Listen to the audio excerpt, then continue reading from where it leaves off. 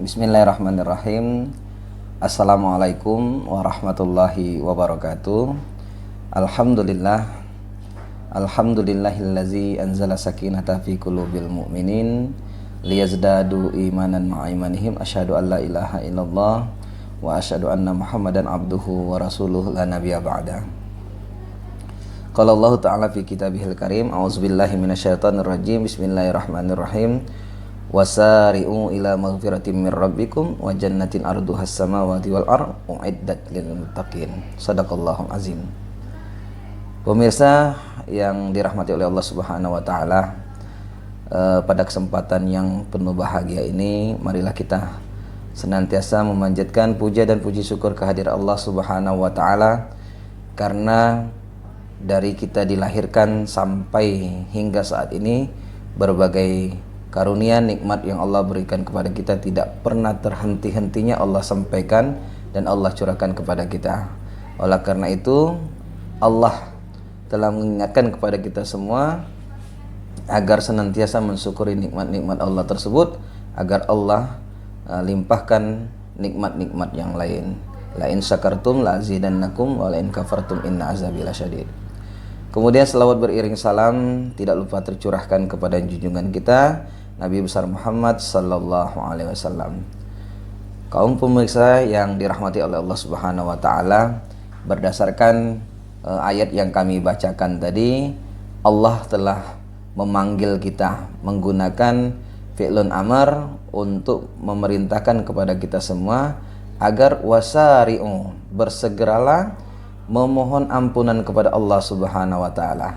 Wasari'u ila maghfiratin mir rabbikum wa jannatin arduhas samawati wal ardh. Artinya Allah telah menyediakan tempat yang sangat luas, yang tidak akan pernah terasa sempit, yang tidak akan pernah kekurangan kenikmatan, yaitu surga yang diperuntukkan hanya untuk orang-orang yang bertakwa kepada Allah Subhanahu wa taala.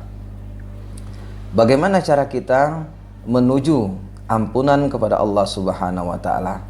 Ada beberapa peristiwa yang pernah dicontohkan, bahkan diajarkan oleh Allah melalui para rasulnya, di mana ketika salah satu rasul yang pernah melakukan kesalahan untuk dirinya sendiri, selain beristighfar, kita dianjurkan untuk mengamalkan doa-doa atau kalam yang pernah disampaikan oleh atau yang pernah dibacakan oleh Nabi Adam alaihissalam, yang mana doanya berbunyi, Rabbana zolamna anfusana wa illam taghfir lana wa tarhamna lanakunanna minal khasirin.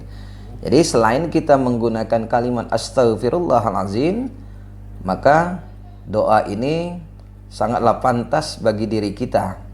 Apabila kita melakukan secara sendiri, melakukan kesalahan itu untuk diri kita sendiri, atau melakukan kesalahan itu untuk anggota badan kita sendiri, maka gunakanlah kalimat Rabbana zolamna anfusana wa illam taghfir lana wa tarhamna lanakunanna minal khasirin. Kemudian bagaimana jika kita merupakan seorang pimpinan, seorang ayah, seorang kepala keluarga di dalam sebuah keluarga, atau sebuah pimpinan di sebuah perusahaan, atau pimpinan di masyarakat. Kemudian kita melakukan sebuah kesalahan karena keteledoran kita di dalam memimpin, atau kesalahan kita di dalam mengorganisasikan sebuah tata laksana sebuah organisasi, maka hal ini pernah dicontohkan oleh Allah Subhanahu wa taala melalui kisah Nabi Yunus alaihissalam, di mana Nabi Yunus pada saat itu karena merasa kesal, merasa sudah melakukan dakwah demi dakwah, namun umatnya tidak mau mendengarkan ajakan dan anjuran yang disampaikan oleh Nabi Yunus, hingga akhirnya pada saat itu Yunus pun meninggalkan umatnya.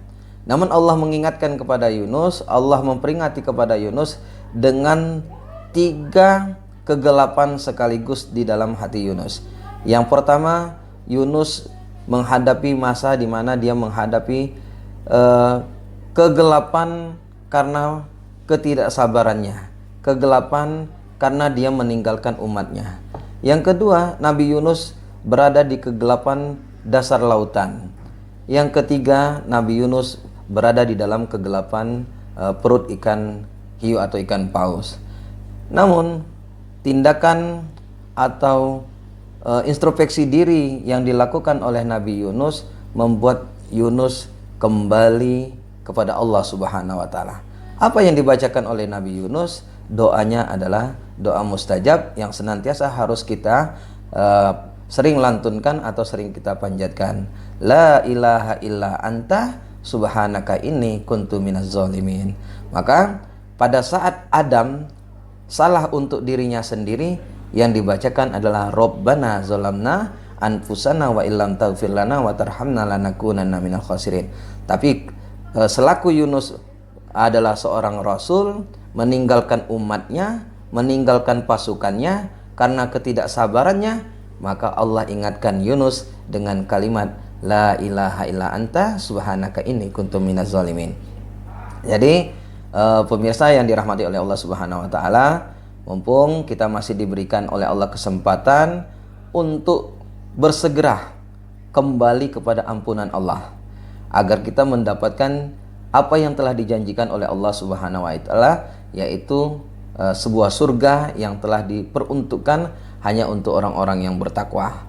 Selain itu, istighfar Rabbana zalamna la ilaha illa anta itu merupakan langkah kita bagi orang-orang yang bertakwa, tidak atau bukan hanya dijanjikan surganya saja, namun Allah akan mendatangkan keberkahan-keberkahan kepada orang-orang yang bertakwa kepada Allah. Di dunia pun diberikan keberkahan.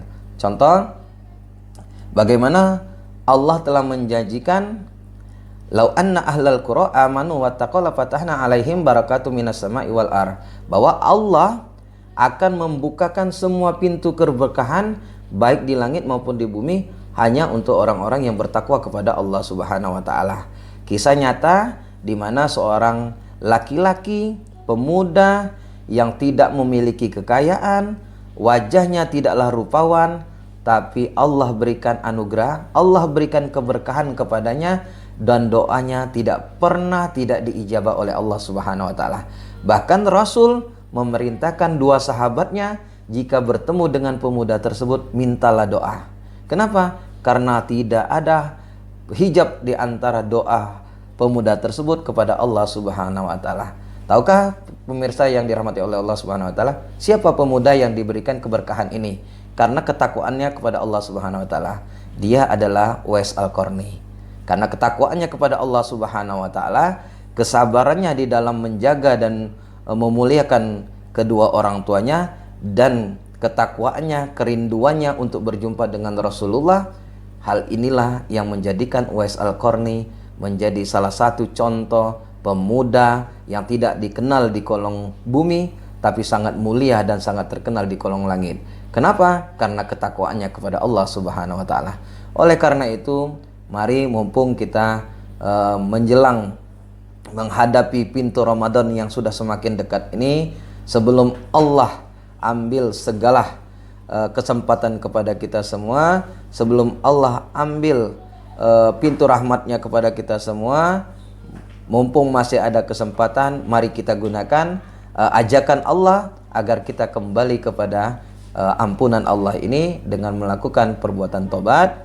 Selain perbacaan istighfar, maka doa-doa yang pernah diajarkan oleh para rasul kita menjadi amalan-amalan jariah bagi kita di dalam kehidupan kita sehari-hari. Demikianlah yang dapat kami sampaikan. Lebih dan kurangnya kami mohon maaf. Kepada Allah kami mohon ampun. Billahi taufiq wal hidayah. Wassalamualaikum warahmatullahi wabarakatuh.